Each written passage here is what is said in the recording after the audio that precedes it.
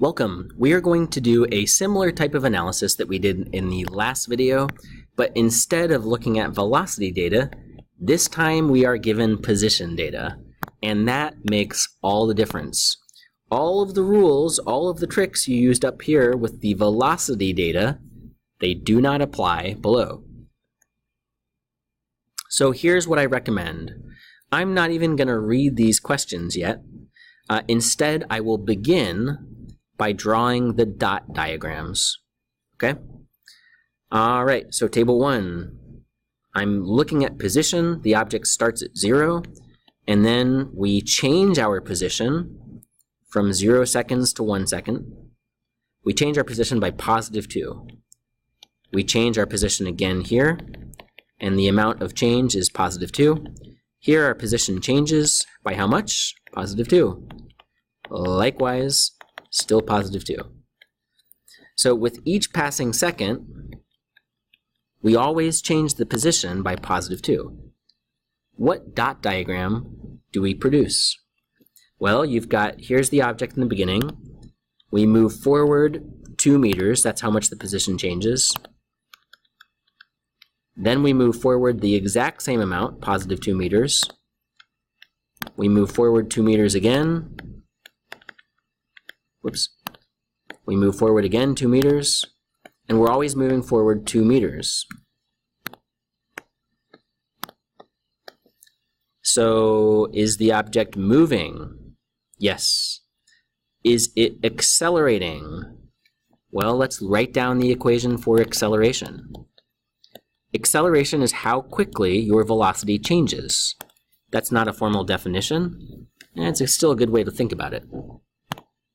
So look at the picture on the left, the dot diagram. Is the velocity changing?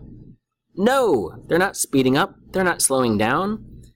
The object has a constant velocity because the numerator is constant. The delta x is always +2. The numerator is constant. The time interval is always 1 second. We're stepping forward 1 second in time. So if they're both constant, so is velocity. So, okay, I already know table 1 is constant velocity. What about table 2? All right, I do the same thing. Oh, look, my position changed. Position. There was a delta x. How much did it change by? +1 meter. From here to here, my position changed again by 2 meters. Changed again, but by more. And here it changed again, but it changed by more. So what do my dots look like? Well, to get from the first dot to the second dot, I step forward 1 meter. Then, to get to the next dot, I have to step forward 2 meters, twice as far. To get to the next dot, I step forward 3 meters, and you see what's happening. Is the object accelerating? Well, another way to ask the question, is its velocity changing? Yes, the object is accelerating. Yes, there is acceleration. And yes, the velocity is changing. I know that because the numerator, delta x, that's the numerator in velocity. The delta x is changing, therefore the velocity is also changing. How about table 3? Okay, table 3. Here's the person, -2 meters, so maybe there's a tree. It's a blue tree, and they are enthralled by that blue tree, so as time passes, they always remain 2 meters to the left of the blue tree. See that? Their position does not change. Or you could say the change in position is 0. They're at the same spot. Are they moving? No! They're just standing there, watching that weird blue tree. Okay, how about table 4? You can already see the position is changing, so we know they're moving, right? They're changing their position.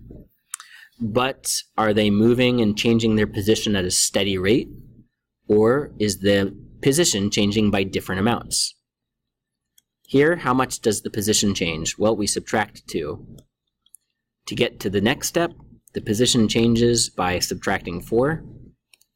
Here now, our position changed by subtracting 6. And don't be fooled here, the position changed by subtracting 18. What would the dot diagram look like? Well, you start out right here. To get to the next step, we have to move 2 meters to the left. Right? That's what this says. And then in the next interval, our position changes again by 4 meters to the left. Then in the next step, we change our position once more by 6 meters to the left. And you can see the object is speeding up. The object is accelerating. Again, the other way you can see that, the delta x, the subsequent displacements with each passing second, that numerator, the displacements, are changing. And if they change, so too does the velocity. So we have some amounts, there's some numerical value we would plug in to show how much velocity is changing. It would not be 0. The velocity is in fact changing, so there must be acceleration. So we would put category or table 4 right here with Pardee. Okay? That's how we solve these problems.